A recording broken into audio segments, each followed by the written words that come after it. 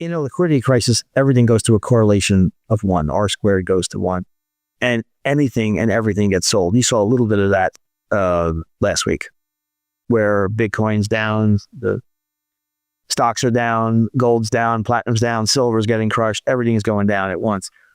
But I think everybody's onto this. Is a playbook that's not going to surprise many people. So the Fed's going to go to QEs, or gold might have a little hiccup as it's sold for liquidity, and then you'll never see those prices again. Michael Pento warns that major liquidity stress is building as the yen carry trade unwinds. The Fed's reverse repo hits zero, bank reserves fall, and real rates stay deeply positive. Risk assets like Bitcoin and AI stocks are already cracking, signaling this may be the start of a serious downturn, not a normal correction. In a liquidity crunch, everything sells off at first, but Pento expects the Fed to unleash massive QE afterward, sending gold skyrocketing to levels that never come back. He's cut exposure sharply and is preparing to go all in on gold once the panic begins. Thanks for watching. Subscribe to Fine Metals for more updates.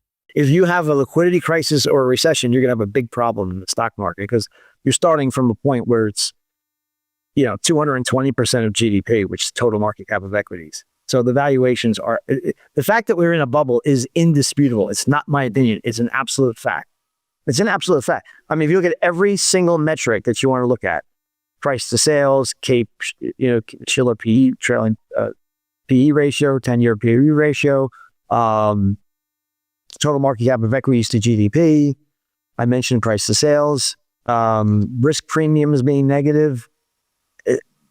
There's a myriad of metrics you can look at, and this is not just something that's expensive. It's incredibly, humongously expensive stock market. So this is gonna reconcile itself in a very dangerous way, because you can't point to me one bubble in history that has bursted innocuously. It just doesn't happen. This is why it's the most over-leveraged and over-concentrated stock bubble, overvalued, over-leveraged, and over-invested stock bubble ever. Those are the parameters. Those are the 3 parameters that I use to define a bubble: massive overvaluation, over-leverage, over-concentration, over-investment. And that's exactly what we see, where like 7 stocks are a third or 40% of the entire average. And these people that you're talking about are they're not money managers per se, in the classic sense that I think of someone who's an economist or a market strategist.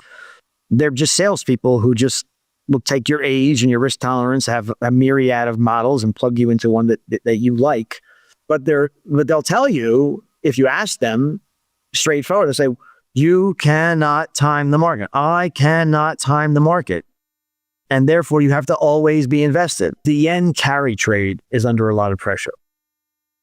I think I'm one of the one or two people that's even talking about this, but just to quickly refresh your memory and your audience's memory, yen carry trade, you borrow in yen for 0%, and then you go out around the world and sell the yen, buy other currencies, and buy their bonds, and it's like a risk-free. You buy their sovereign debt. Like the U.S. is yielding 5%, and the yen is the JGBs are yielding 0, and you pocket 5%. Then you have the currency translation and all that whatnot, but it's a free trade, and you lever that trade up many, many times over, and that money goes into the bonds, it goes into the stocks, it goes into the dividend stocks of domestic equities. So you understand. So, and then what happened is that the Bank of Japan unleashed a massive stimulus plan. And the administration of Japan, the new prime minister of Japan, I'm not gonna pretend that I can say her name actually. I'm not even gonna try. But anyway, the point is that the yields in Japan started to rise. The benchmark treasury went from near 0. It was 0 for a very, very long time. Went from 0 to 1.8%. So, and our bond yields are coming down, or at least staying pretty much where they are.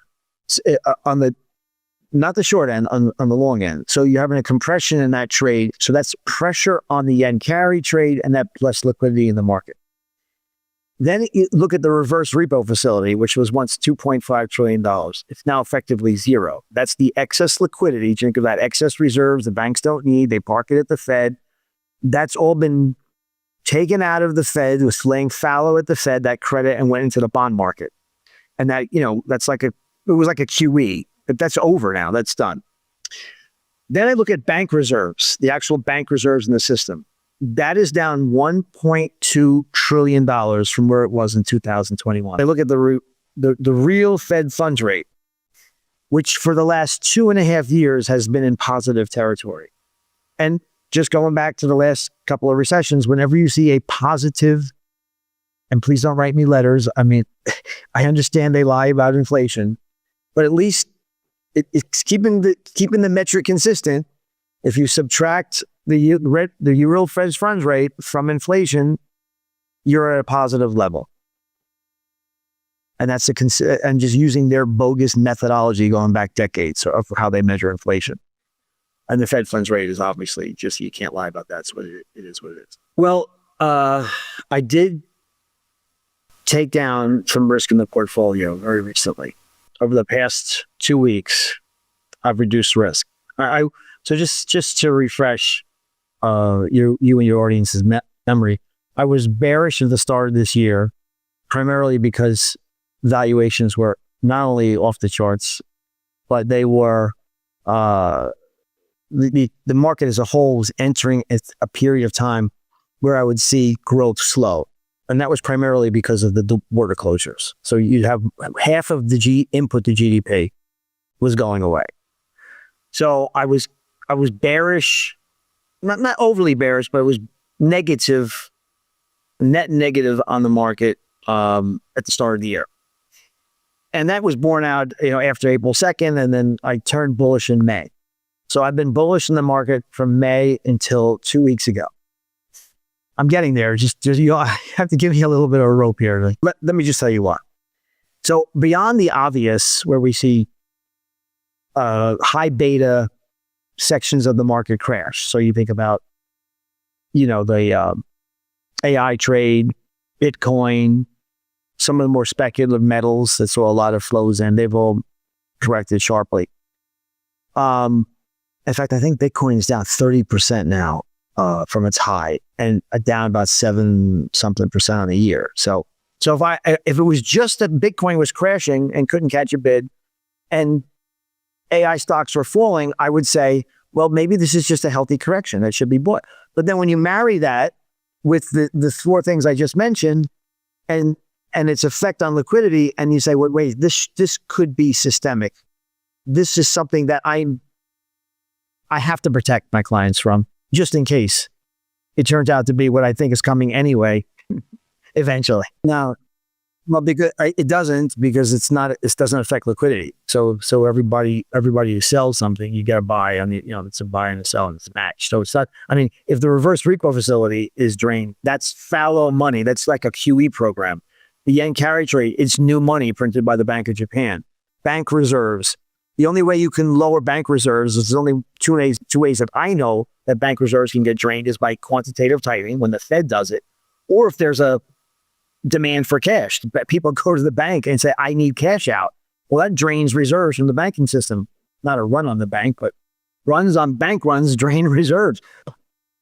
Well, reserves are dropping. They're actually dropping pretty precipitously at the last I looked at it. They're only reported on a monthly basis. So, but their reserves are down, like I said, 1.2 trillion from the high. So, the real Fed funds rate being positive, it acts as a drain on liquidity because there's a real cost in borrowing new money. So I have no confidence.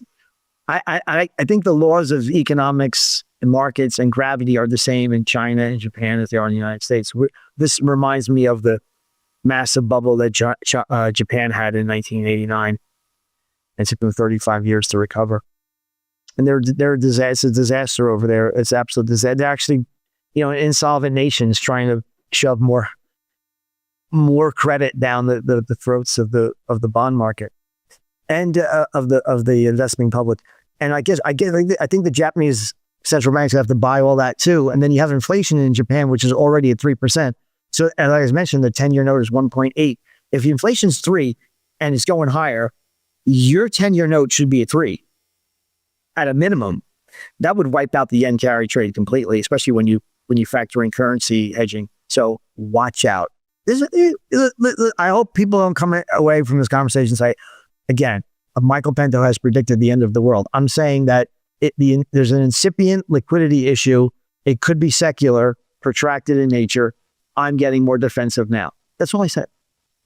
Okay, and I'm still not net short. By the way, I'm still not net short the portfolio. I'm still long 15%, but I've got lots of hedges. I've got precious metals in there. I'm shorted the long end of the bond market because I don't see any I don't see any upside from here. Upside in prices and downside in yield. I don't see it unless outside of a recession. And even then, I'm gonna tell you that even in a recession, that long-term bond yield probably is going to go much higher, because who's going to buy $6 trillion of an annual deficit? Who's going to do it? I guess the Fed's going to have to do it all. And then you're talking about risking inflation running intractable. So, and that would also be really bad for long-term bond. No, there will come a time, I can promise you this, that I will be in cash, short-term U.S. Treasuries, the U.S. dollar, and shorts, the four horsemen of the economic apocalypse, and waiting for my opportunity to jump into gold with both hands and feet